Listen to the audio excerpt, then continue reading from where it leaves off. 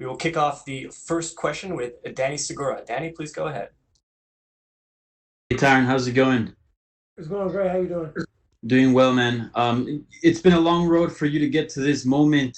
Now that it's finally here, after all the hectic situation with COVID-19 and the postponement and everything, how good does it feel to finally be in fight week?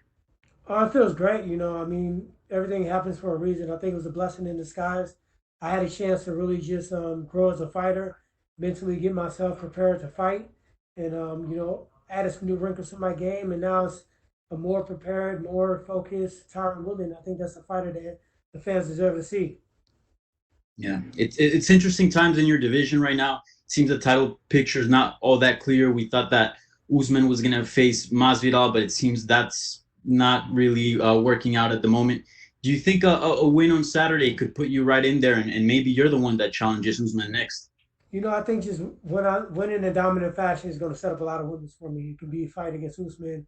It could be anything, but I think just going out there Saturday and focusing on that first, and not looking so far down the road is what's going to help me out in this situation.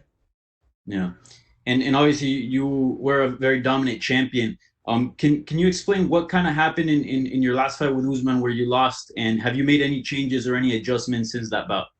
No, I really can't explain what happened, so I didn't really have to make adjustments because I just wasn't in my body that night. So I haven't really watched the fight, haven't really focused too much on it, just focus on moving forward from it, and that's what I'm doing right now. When you say you weren't really there, like I guess if you can elaborate on that feeling, like what exactly were you feeling when you were It's when kind of you hard to elaborate. You have to just be in that moment. You have to be a fighter to understand. Every fighters have those fights where they just feel like they weren't in their own body, and it's very difficult to explain. So um, just know that I'm prepared, I'm focused, and I'm ready to fight. Yeah. And I recently spoke to Burns, and he said that basically speaking on that performance, he said basically that you're no longer the beast that you used to be. Do you think people are putting too much stock on that performance? Yeah, I just don't really care what anybody say. I'm out to say anything. Gilbert Burns is saying what he thinks you guys want to hear, as well as many fighters. That's my issue with the division right now. Fighters are not being themselves. Fighters are being what they think the fans want to see, what they think Dana wants to see, what they think the UFC sees as a fighter. I'll fight anybody, anywhere, anytime, and that's great if you really do that. But he'll see Saturday. Thank you, Tyron. Good luck. Cool, got it. And we'll take the next question from Jeff Wagenheim with ESPN. Jeff, please go ahead. Hey, Tyron. I'm curious about your thoughts about competing in the smaller cage, less space to maneuver around. You're a guy who is aggressive but also does move around. You're competing against a guy whose biggest threat is as a submission grappler. How do you think this impacts the fight for you? More angles, less lateral motion. So it's just something small that you got to figure out. And Mike Tyson did it for years in the boxing ring. He didn't have 31 foot, but he used angles. He's cut off, used his footwork, and he had a lot of dominant performances. So just using more angles, more cuts, more forward pressure, and that should solve the problem. It is a small cage though. Have you competed in the smaller one before, or have you always been in the 30-foot cage? I mean, I've been fighting since 2005. They didn't even have a stair to walk up in there. You walk floor level cages back in the day. So Yeah, you did pretty much everything. yeah, yeah. And then the other thing I would ask you is just in general, you're in Vegas. The fight capital of the world is back in business. What are your thoughts about that? About the sport was on kind of on a pause and without a home, and now the UFC and the sport of MMA is back in the fight capital. What are your thoughts? I just was, being positive about everything. I think God has, sovereign, rule over everything, and I just been really positive about all the things and just trusting myself and doing everything to be safe and precautious, to keep myself away from certain people, to only train with a certain group of people, and just everybody being respectful of the fact that if one of us tests positive for COVID-19, none of us make money, none of us fight. So I think the UFC themselves have done a great job. From what I've seen and what I've experienced so far this fight week, they've taken every precaution to make sure that we are safe, and that means a lot to me and it means a lot to the fighter. So um, when I get on the octagon, I'm not really going to think about it. It's less distractive, it's less um, demands, it's less media face to face, There's more time to rest and focus on the fight and train and cut your weight. Great. Thanks very much. Got it. And our next question will come from Gabriel Pangalangan with Dojo Drifter. Gabriel, please go ahead. Hey, Tyrone. So the last year has been a busy one for you. You know, you were in Thailand, you released an album, you were on the Titan Games. What was this year about for you? Was it getting rid of distractions, or what was it all about for you? Just growing and dealing with problems. I had to deal with the fact that I lost my belt, and it was something I didn't expect to happen. I expect to retire, as a UFC champion after trying to chase down a record of Georges St. Pierre. And sometimes you get hit with stumbling blocks, and you got to be able to evolve from that. So for me, it was just basically reprioritizing my life and putting myself back in position where I can be the dominant champion I once was. And it was a lot of refocusing and a lot of, getting rid of things that didn't belong in my circle. And, whether it was people, whether it was things I was doing, time I went to sleep, what I was eating, how I was training. And I just got back to the basics. So now I'm the Tyron Woodley that, the fighters should be scared of and the fans should be excited to watch fight. That's awesome. And then after the last pay-per-view was UFC 249, some people attributed Tony Ferguson's loss to having too lengthy a camp. But you yourself, you've had two camps already, one for London and now this one in Vegas. Was having two camps a concern for you? And how did you make any adjustments to make sure you wouldn't be overworked? Tony Ferguson loss wasn't due to two camps. It was due to his game plan. It was due to his, he's tough. He's too tough for himself sometimes. And you got to have a plan B. You got to have the ability to call audibles out there on a field, as you would say. So he didn't do that. You can't just stand in front of Gaethje and you hear those punches just hitting him. With no audience, it makes a lot of noise. So you can just imagine what it felt like. So he needed to switch things up, and he didn't do that. I don't know. I can't vouch for his training camp. I wasn't there. I don't know what he did, but I know each time we got the training camp or the date pushed back, then I elevated the training because that means that if you elevate the training and when you go to tapering into the rest stage, you should compete at a higher level. So I just addressed my training camp to peak, and now I'm set to peak on Saturday. Yes, and we know that Gilbert, you fought a lot of high-profile fighters, and Gilbert isn't really the one of the highest-profile fighters. Was there any less motivation going to this fight, or was there trouble finding motivation? My motivation is on performance, going out there and doing what I can do, not fighting to anybody's level, not fighting to anybody's record or their name. It's fighting to my expectations. So whether I'm fighting someone with a huge name or someone without a huge name, everybody in the UFC, especially in the top five, are dangerous. And everyone is dangerous in their own way. And Gilbert's dangerous in his own way. He got heavy hands. He has, a compact size. He seems to be very aggressive, especially when he's, in a rhythm. And also, a submission threat is something that you really got to look out for. So whether he has a name or not, he posed some threats. And I had to be honest with that. And I got to be honest with anybody in the welterweight division. There's no easy cakewalk. When was the last time I even had an easy fight? I can't remember easy fights in Strikeforce. So at the end of the day, I've not made my name, not made my career on taking or fighting easy opponents. So my motivation now is not so much beating him or beating Usman or beating anybody else. It's about going out there and performing. And if I perform, what better thing to do is focus on my performance because if I perform at the level that I'm supposed to, I'm going to beat anyone, everyone all day of the week anyway. So I just redirected my focus to that and that alone. All right, thank you so much. Got it. And we'll take the next question from Jim Barcelona with the Miami Herald. Jim, please go ahead. All right, thank you, Tyron. I was wondering about the training for this fight and if you had to train somewhere different, if you could talk about your training team and if it was a little more limited because of COVID-19 and just that whole process leading up to this type of fight in these trying times. I was really blessed that I invested into a gym early on in my career. 2011, I opened up ATT Evolution. And I also have a home gym in my house. So Dean Thomas is my head trainer. He drove up actually from Florida 16 hours. So I had access in my own home to treadmills, bikes, bags, mat area, turf, sauna. And then I have my own gym in St. Louis that was completely quarantined, closed down to the public, where it was only me, my son, and a select few training partners that we all trained together. So I really didn't miss a beat. and Atlanta was one of the first cities that kind of opened up, and I did a lot of training there for Manute at Madhouse. So with that, my homie Lucen and Dean Thomas, I usually don't use a big group of training. I mean, some of those things that you don't really think about, like if you train with too many people, they bump into each other, you slip on sweat, somebody get poked in the eye, or you got those people that are in the gym, they see the world champion, that had 5 titles, and they want to show their coaches and everybody else that they can compete with him, and it becomes like almost a gym Olympics. So I want to train with people that have that etiquette. They understand that you're supposed to push me to a point, but at the end of the day, me being hurt and injured, not being able to fight, you fail. If I get hurt and injured on your watch, you kind of fail, the mission. So it was kind of business as usual, to be honest. One other thing that's interesting too is obviously there will be no crowd for this fight. Does that weigh on a fighter's mind, or when you go out there anyway, no matter how big the crowd is, you're just so focused when you're in there? Is it going to be a little different? What do you think? I do a walkthrough every fight.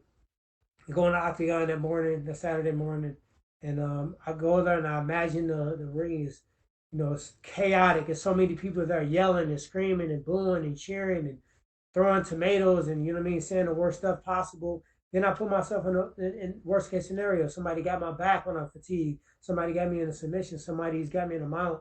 And I work through all those positions. So when I actually walk out, though it's maybe tens of thousands of people there or whatever the case may be, it really feels like an empty arena anyway. And I think I thrive in those moments. I thrive. I'm actually better at sparring in the gym than I am, in the octagon, to be honest. So when you make that atmosphere turn into the gym and turn into practice, and you take a little bit of pressure, I think I'm going to actually compete a little bit better. And Tyron, I'll end it with this part of it. It was interesting. I read about Titan Games. What can you tell us about that? I know obviously the focus is on this big UFC fight in Vegas on Saturday, but what can you tell us about that and being associated working with The Rock?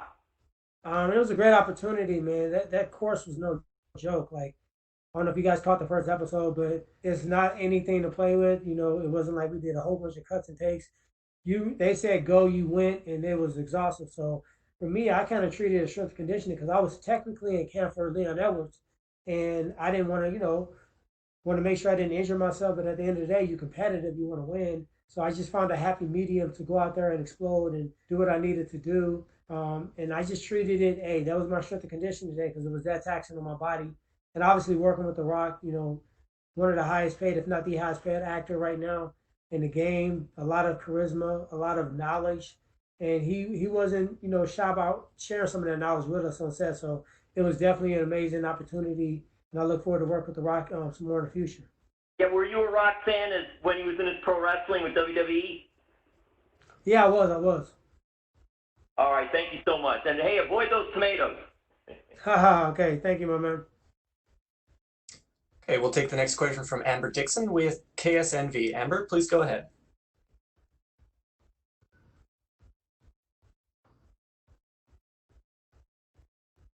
Amber, you have been unmuted if you have a question.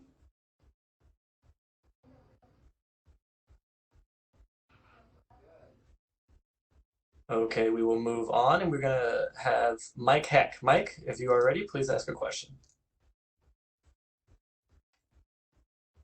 I'd spoken to Abe Kawa back in December, and he had a lot to say in that conversation. But one thing that really stood out was his thoughts on how you had been approaching the fight game at that time. And he said he legitimately felt bad for the next person you'd be fighting because of what your mindset had become. Coming out of the fight with Kamaru Usman, do you remember the moment where that switch flipped for you?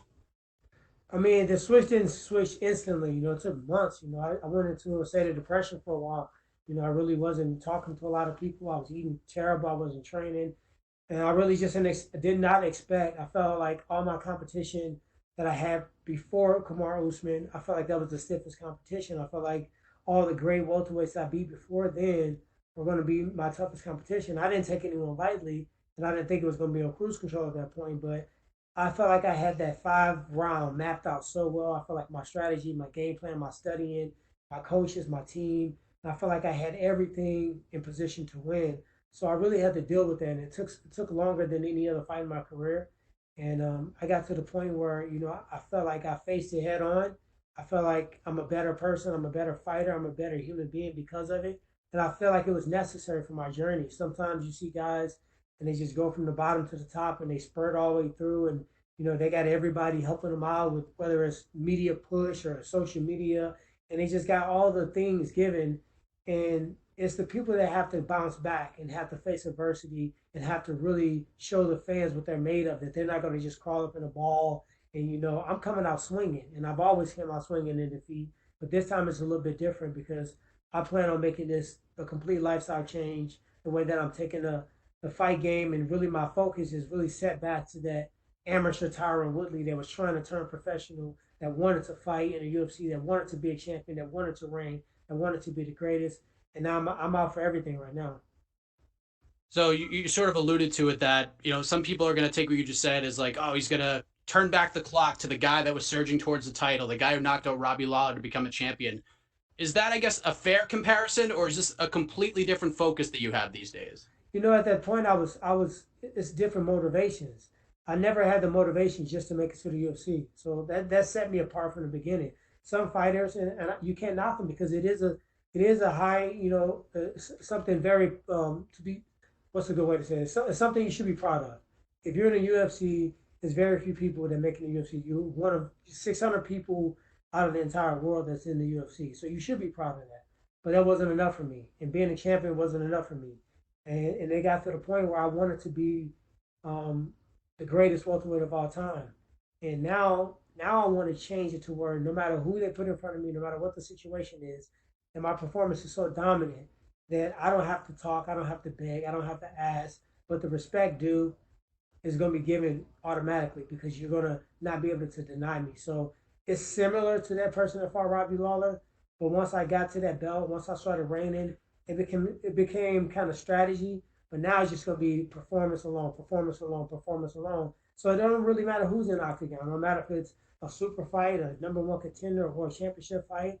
Gilbert Burns, it don't matter. I'm just going out there to perform at my level. Gilbert's had a lot to say about the road to getting this fight booked, that you didn't think he was a big enough name. You turned it down 3 different times. He's lost respect for you, and that you really didn't have a choice but to take this fight. At this point in your career, do you even pay attention to what people are saying about you? Do you need any extra locker room material at all?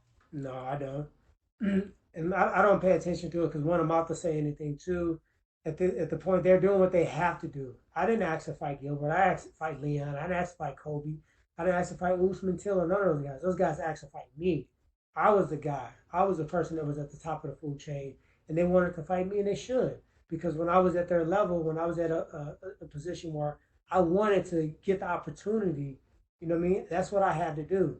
The way that they're doing it is really corny, but I was able to do that with respect. When I wanted to fight Carlos Condit, I said, nobody want to fight him, I'll fight him. I'll step up to the challenge.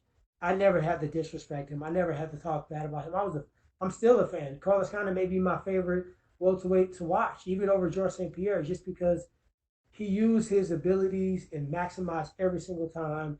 He always gave us 100% effort and win, lose, or draw. He was exciting to watch fight, and he was a humble guy behind stage. So I gave him respect the entire time through. And I gotta be real. Usman gave me respect as well. I really don't have an issue with him, but some of these other guys are just, you're doing too much. You're not even yourself. It doesn't even resonate well with the fans, and that's the reason why you don't have the following you should have. That's the reason why you haven't gotten the fights in the past.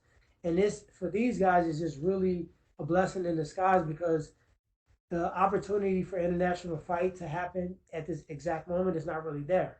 And people yelling and talking about they're fighting anybody, anywhere, anytime, that's going to help them right now because at this point, it's going to be a position where they, may have those opportunities. So I'm looking for a performance. I really don't care. I don't need Gilbert to respect me. I'm respected by the world for what I've done. And then last thing for me, just to add to what you just said, is just getting a win enough for you on Saturday, or does this need to sort of pose as a reminder that you were the guy who won and defended a world title several times and finished a lot of guys on the way up? Is this going to be? Does this need to serve as a reminder to all of those people who may be doubting you? I mean, for the rest of my career, just winning is never going to be enough anymore.